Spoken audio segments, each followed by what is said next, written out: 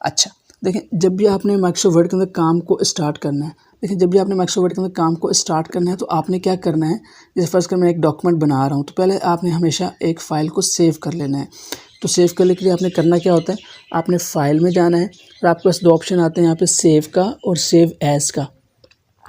اب کیونکہ میں نے فرسٹ ٹائم فائل کو سیو کر رہا ہوں تو میں سیو کروں گا سمپل، تبھی میرے پاس یہ آپشنز آئیں گے، دیکھیں آٹومیٹکلی وہ سیو ایز کے اوپر شفٹ ہو جاتا ہے۔ کیونکہ میں نے فائل کو سیو نہیں کیا، اس کو کوئی نام نہیں دیا، تو وہ کہتا ہے کہ آپ اس کو سیو کریں۔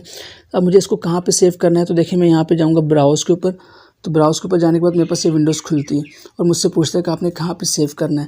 تو یہاں پہ دیکھیں میرے پاس لوکیشن آ رہی ہوتی ہے لیفٹ سائڈ کے اوپر، تو میں اس کو اسکرول کی مدد سے اوپر نیچے کر کے کر سکتا ہوں۔ دیکھیں یہ ڈیسک ٹاپ ہے، اس کے علاوہ مجھے اگر کسی سی ڈی ڈرائیو وغیرہ میں سیو کرنا ہے تو یہاں پہ دیکھیں دس پی سی، اور دس پی سی کے اندر یہ میرے پاس ڈرائیوز آ رہی ہیں، سی ڈرائیو، ڈی ڈرائیو، ای ڈرائیو، کہاں پہ سیو کرنا ہے۔ تو میں فی الحال ڈیسک ٹاپ کے اوپر رکھتا ہوں اس کو، میں نے ڈیسک ٹاپ کو چوز کیا ہے اور اب میں اس کا نام رکھ دیتا ہوں، جیسے میں فرض کریں پریکٹس 1 کے نام سے، پریکٹس 1 کا نام رکھا ہے اس کا۔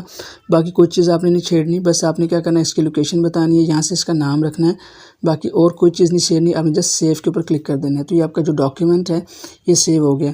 اب اگر آپ ٹاپ کے اوپر دیکھیں تو یہاں پہ دیکھیں ہم نے اس کا نام رکھا ہے پریکٹس 1، تو اس کا نام پریکٹس 1 اس نے یہاں پہ رکھ دیا ہے۔ تو جو بھی آپ کے ڈاکیومنٹ کا نام آپ سیو کریں گے وہ یہاں پہ آپ کے پاس آ جائے گا۔ تو امید ہے یہاں تک کی چیزیں آپ کو سمجھ آئی ہوں گی۔